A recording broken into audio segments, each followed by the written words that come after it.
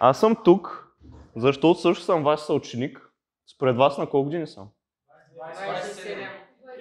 22, 27, колко? 14 чух там някъде. О, Боже, май хич не ме бива. Хич не ме бива. А, кой каза 24? Добре, преди 10 дена бях на 24, така че браво, 25, браво, браво, супер. Тоест някъде около преди 7-8 години аз бях 12 клас в това училище и го завърших това училище. И сега ме поканиха да ви разкажа една история. Готови ли сте да чуете тази история?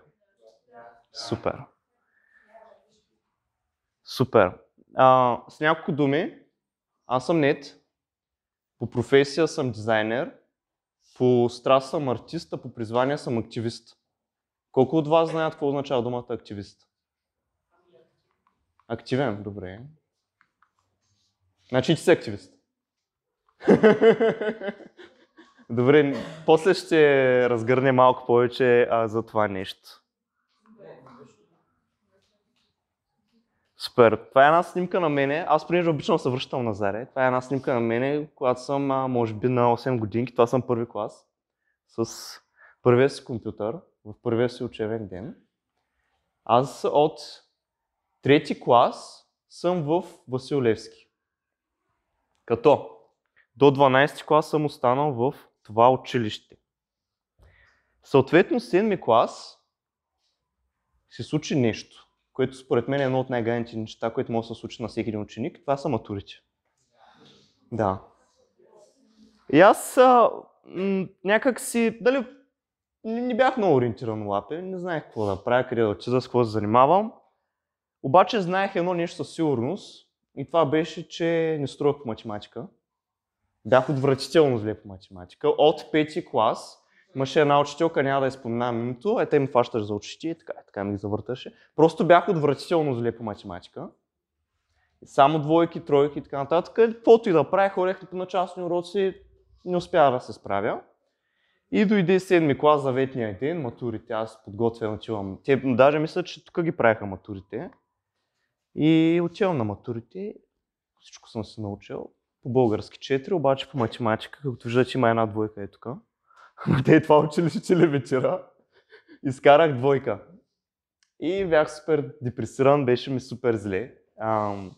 Даже и тук учителките не знаят, че съм изкарал двойка по математика. Те не ме и познават много добре. Вижте колко вдъхновяваща история. Идва ви човек, който е имал двойка на матура. Двойка джеви идва и говори някакви неща. Може ли да си представите? Изкарах двойка на матурата по математика. И дойде при мен моята класна, Жанета Любенова, не знам колко това се познават. И тя се ме потупа по раното и ми каза: Нетко, моето момче, не се притесняй, във Васил Левски винаги ще имам аз за теб. И така следващата година се озвах 8-ми клас в СОУ Васил Левски. СОУ Васил Левски, махнаха ВИО-то, за съжаление. И от 8-ми клас останах в това училище. Бях на първия етаж, в първата стая, с тотално нов клас, както повечето от вас въобще не се познавате. И тогава може да се избера, защото никой не ме познаваше. Тогава може да се избера дали съм загубеняка на класа или дали да отида при готините. Обаче аз попаднах в много странен 8-ми клас, защото постоянно се караха, постоянно имаше някакво напрежение, постоянно се тормозиха един друг. Някак си оцелях 8-ми клас. И 9-ти клас пак не смениха и попаднах в друг клас, в който вече някак си успя да създам приятелство. Обаче тук стои належащия въпрос, който е, че аз не знаех какво да правя, хора. Не знаех какво да правя в живота си. 8-ми клас, 9-ти клас си върви, аз се чуя, добре, аз какво съм силен, ходя на лостове, ходя на фитнес, дай взема да стана един културист. И така една година наистина се насъбрах и станах доста нацепен. И си пробвах да стана културист, отидох, записах се в даден клуб, те ми казаха, че не може без стероиди, за съжаление това мен ме отказа. И тогава се върнах назад и си казах, добре, аз каква ми е била мечтата като малък? И спомням едно изречение, което казах на моята майка. Тя ме питаше, майка ми, Нетко, ти какво искаш да правиш като станеш голям, какво искаш да занимаваш? И аз казах, мама, аз искам по цял ден да лежа, да си играя на компютъра и да правя пари. Това възможно ли? Да. Браво. Радвам се, че мислите така. Точно така се случи. Реално реших да се върна към своето първо призвание, да го преследвам това нещо. Един 10-ти клас имахме информационни технологии. Колко от вас карат информационни технологии в момента? Браво! Вие сте даже с такава паралелка информационни технологии. Имах една много симпатична госпожа. Мисля, че все още преподава. С червена коса. Да. Тя каза, сега деца, ще учим тази нова програма CorelDRAW. Колко от вас са работили на нея? Тези 10-11 клас трябва да са работили на нея. В 11 започват. Така ли?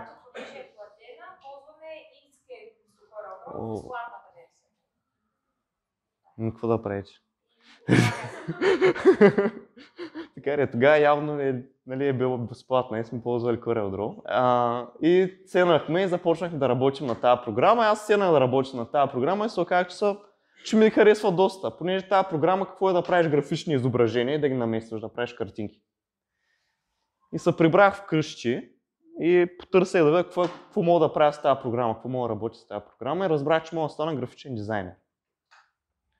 Съответно, видях, че графичният дизайнер е перфектно нещо за мен. Седиш с специален вас, правиш си пари, никой не те занимава. И си казах, супер, ще стана графичен дизайнер. В рамките на няколко месеца успях да изпреваря всички от класа си, което не беше много трудно. И следователно започнах да си търся различни начини, по които аз да мога да изкарвам пари с графичния дизайн. Колко от вас знаят какво е графичен дизайн? Някой може да обясни? Като анимации да правиш, трон, като развивам на таблица. Добре, супер. Това е професия, която ти правиш различни реклами и изграждаш визията на даден бизнес. Лого, визитки, брошури, всякакви печатни материали, сайт, ако щете. Всичко визуално, което един бизнес има. Вие го изграждате. Това представлява професията графичен дизайнер. Съответно, аз започна да си търся такава работа, обаче бях много яка песен. Обаче важното е ти да не са. Той може, ама важното е ти да не са предаваш. 8-10 клас почвам да се търся работа. Като почна да викам се, добре, сега съм ученик, нали, гледах YouTube видеа, искам да стана дизайнер, започвам да се търся работа. Междувременно започнах да доброволствам в младежкия център, Международния младежки център. Колко от вас знаят къде е? Супер, колко от вас са влизали? Супер, даже тия съм те виждал назад. Добре.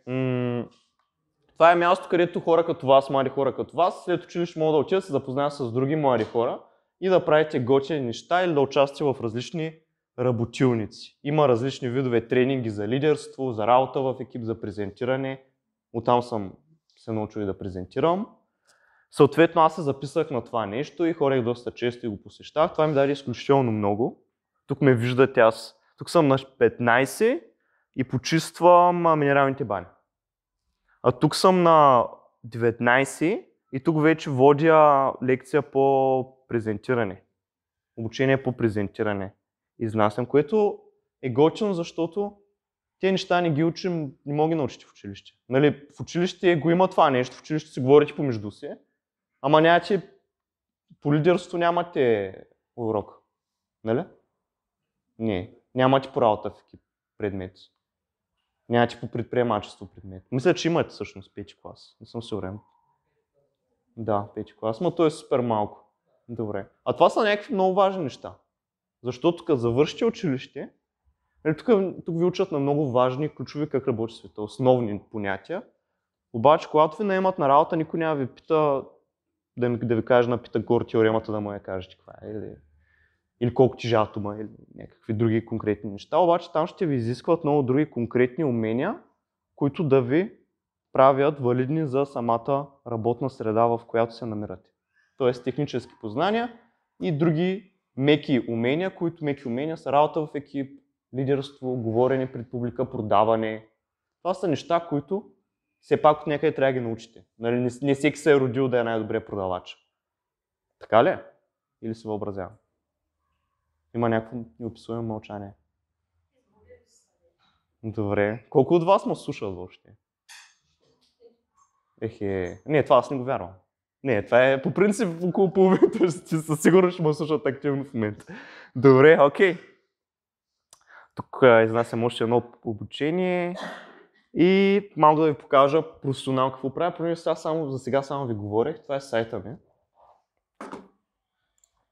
Като тук може да го разгледате, когато се приберете. Тук може да видите част от нещата, които правя. Работил съм за много различни големи и малки брандове. За една модна агенция Christian Fashion съм работил. Правил съм 4 колекции, като моден дизайн, като изработка на щампи, изработки на дрехи и изграждане на цялостната идентичност на бранда. Работил съм за агенции за недвижими имоти, за сайта на общината, който е отдел инвестиции Инвест Стара Загора. Работил съм за различни стартъпи и различни видове агенции и компании. Като работата ми се изразява точно в това. Идва при мен предприемача и бизнесмена и ми казва, не тако, аз искам да направя бизнеса ми да изглежда по даден начин. Примерно аз продавам кафе, искам да продавам кафе на центъра, обаче искам да се отличавам от всички други, които продават кафе. Какво ще направиш? И аз сядам и почвам да мислим заедно. Било то да сложим някаква интересна инсталация вътре, било то да направим менюта по-различни, да вкараме някакво ново питие вътре. Защото бизнесът работи по този начин. Ти ако не си различен и ако не правиш нещо малко по-различно, ти не се отличаваш от другите и съответно ти не можеш да спечелиш клиенти. Нови клиенти по този начин. Нали? Добре, супер. Връщам се на презентацията. Като тук се връщам на следващите неща. Първо, имате ли някакъв въпрос? За сега. Добре, разбрахте какво е графичният дизайнер? Да. Разбрахте, че когато бях ученик, го изкарах графичния дизайн. Следователно, 10-11 клас започнах да работя за различни хора като графичен дизайнер. Започнах от това, че доброволствах да им правя различни дизайни на различните организации, в които доброволствам. И следователно и записах университет, който е свързан с графичен дизайн. Всъщност в момента тази година завършвам за учител по изобразително изкуство и графичен дизайн. Така че Васил Левски, ако ви трябва учител по изобразително изкуство. Така ли? Това ще ме е мечта. Така, защо? Коя бе госпожата по изобразително? Коя е? Нова ли?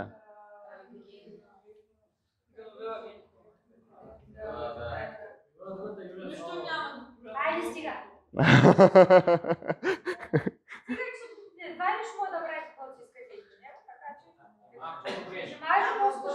Да.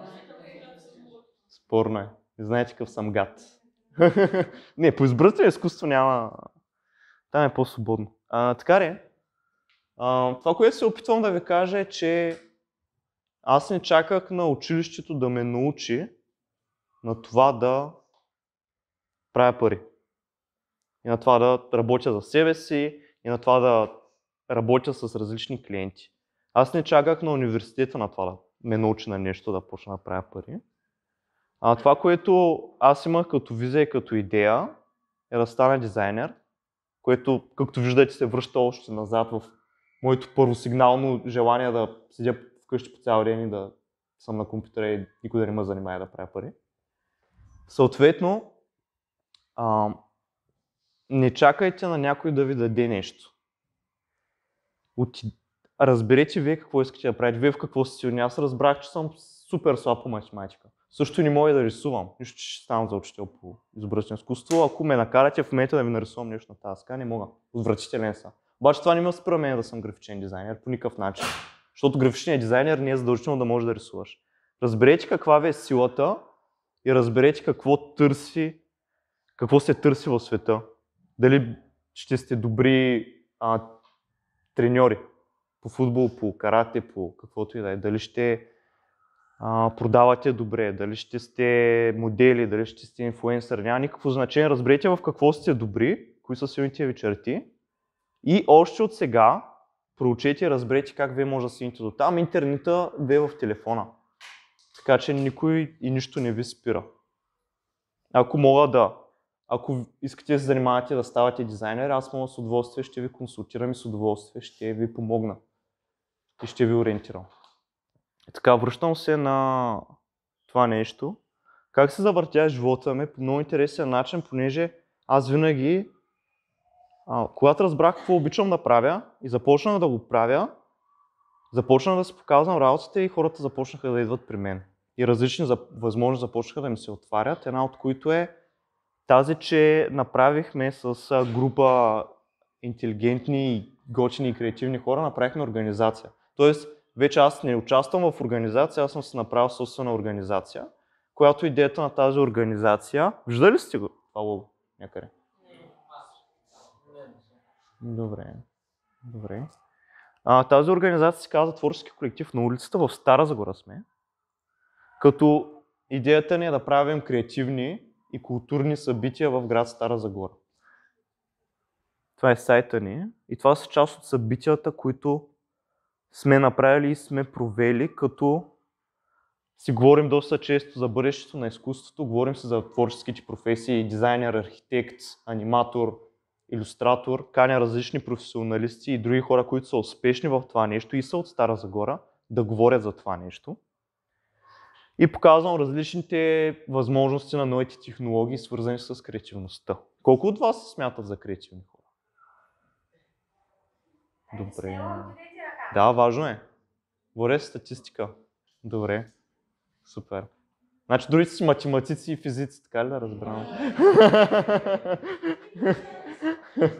Добре, окей. Тук сме направили различни инициативи и различни намеси. В градско пространство направихме и два клуба. Един е клуб за хора, които обичат киното. Колко от вас обичат да гледат филми? Супер! Направихме клуб, който се казва Любителски киноклуб в град Стара Загора, в който се събираме, обсъждаме филми, анализираме филми. Всъщност заснехме няколко филма, кратки филма, които един от тях спечели награда и момичето, което го засне, заедно с момчето, което го заснех, те бяха двама, бяха 10-11 клас, в момента кандидатстваха с този филм в надпис и ги приеха. С портфолиото им беше този филм. Съответно направихме няколко филми фестивала, с които събрахме филми от цяла България и ги излъчихме в Стара Загора, в Мол галерия, в Пловдив и в Казанлък преди няколко дни. Направихме финалната прожекция. Отделно имаме и друг клуб, който е екоклуб, свързан с това да правим изкуство от рециклирани материали. Това е най-голямото събитие, което сме правили и аз в частност съм правил. Това е фестивал на зелено. Той беше началото на лятото. Колко от вас са чували за него? Един човек, двама. Добре. Окей, супер. Беше с фестивал в парк Бедечка, с рок музика, с различни видове работилници, с treasure hunt, с бягане. В тайната поляна имаше различни видове лампички. Това е част от моята организация, заедно с Община Стара Загора, заедно с много други организации. Се събрахме и го направихме това събитие, като аз отговарях изцяло за тази визуална идентичност, как да изглежда събитието, как да се рекламира, какви печатни материали да се направят. Така, пак се връщам на най-началната точка. И просто за мен това е най-важно и затова натъртвам на него, защото съм тук, това е любимото ми училище. Всъщност тук учителите на мен ми даваха много повече от базовите знания. Учителите, които ми преподаваха до ден днешен, сме приятели, съм приятел с тях и те ми дадоха много важни и ключови уроци за живота. Как да бъда добър човек, как да разговарям с хората, как да помагам, как да се разбирам, как да изслушвам. Това са много важни човешки уроци, на които те успяха да ме научат. Нали, не станах най-добрия математик, даже и мога да кажа, че с тройка изкарах в 12 клас по математика. Не съм и най-добрия по физика и по химия също не струвам. Обаче, нещата, които те ми даваха тези хора, плюс свободното време, което имам след училище, ме направи човек, който съм в момента. И затова за мен е много важно да съм тук И се чувствам много добре тук, когато съм с вас, защото го виждам това нещо и в вас. Този потенциал да бъдете вие каквито искате да бъдете. И тук съм направил една много лека графа, която е, тук е началото, а тук е една постигната цел. Всички си поставяме цели под някаква форма. Или може да си поставим цели в даден живот, в нашия живот. Но винаги поставянето на цели започва, когато примерно, ти си казваш, искам да стана най-добрият дизайнер. Винаги това започва с един скок в непознатото. Ти си казваш, аз искам да го направя това нещо, обаче си качаш и си казваш, добре, ами как да го направя. Следователно, това е един процес, който има много изкачване и падения. Тоест ти си казваш, добре, ще пробвам това да направя, да видим дали ще ме направи по-добър дизайн, ще запиша курс. Или примерно ще изгледам някакво видео, ще си пробвам да си намеря работа, съответно или се проваляш, или успяваш. Тези неща, винаги, тези трудности и моменти, понякога има мост между тях и точно тези жълти линии, това са менторите. Това са хората, които ви насочват, хората, които се показват в даден момент в живота ви и ви дават правилната насока и правилната посока. Това са учителите. Както в Васил Левски, аз имах страхотни учители, които учителката ми по информационните технологии, които до ден днешен съм им благодарен, че ме бутна и ми каза, добре бе, Нетко, че то не станеш дизайнер. Да, Диана Дикова. Следователно, след това други мои ментори, които са ми казали, добре, ти защо не пробваш да си направиш организация, защо не се занимаваш с този клиент, защо не. Това са хора, които ти помагат и те насочват и те вдъхновяват. Много е важно да имаме такива хора сред нас. Хора, които виждаме и хора, които са по-близо до това, което ние искаме да станем, отколкото ние самите. И следователно, накрая тази постигната цел, която не винаги на всяка цена ние стигаме до нея. По някой път може да стигнем до този хълм и да сме напълно доволни. Тоест можем да станем просто добър дизайнер, не да станем най-добрият дизайнер. Обаче пак да бъдем щастливи и пак да сме постигнали това, което желаем и пак да сме полезни на хората. Следователно и това ви вдъхновявам и аз да разберете коя е вашата финална, какво искате от този живот, каква е вашата финална голяма цел и да започнете да изкачвате тези различни хълмове, защото не се знае на кой хълм ще попаднете и кой хълм ще ви хареса, а пък и може да се срещнем и на върха. Оттам се вижда най-хубаво и оттам се вижда пътя, през който сте минали. Това е. Благодаря ви. Беше кратко, знам. Отворен съм за въпроси и за някакво нещо, което ви е интересно, което ви е любопитно. Кой университет си учил? В момента завършвам в Тракийски университет. В град Стара Загора за учител по изобразително изкуство и графичен дизайн. Това е една нова специалност. Като преди това съм кандидатствал в Академията в Пловдив за графичен дизайнер, когато бях на 19. Всъщност веднага след училище кандидатствах и не ме приеха. Защото изпита беше свързан с рисуване. Аз пак опитах се, ходих на уроци, обаче просто ме приеха. Следователно записах в друго училище, в друг университет, записах в Пловдив. После прекъснах да уча в Пловдив и си изкарах допълнително курсове като графичен дизайн. И някъде 2019 година записах вече в Тракийски университет с тази специалност. Съм супер доволен. Но пак ви казвам, виждате, че живота ми не се е случил по начина, по който искам да се случи. Веднага след училище да запиша графичен дизайнер, да стана графичен дизайнер в дадена агенция. Но аз съм отново супер щастлив, защото си работя от вкъщи, работя с хората, с които ми е приятно да работя, на нивото, на което на мен ми е приятно да работя и съм щастлив.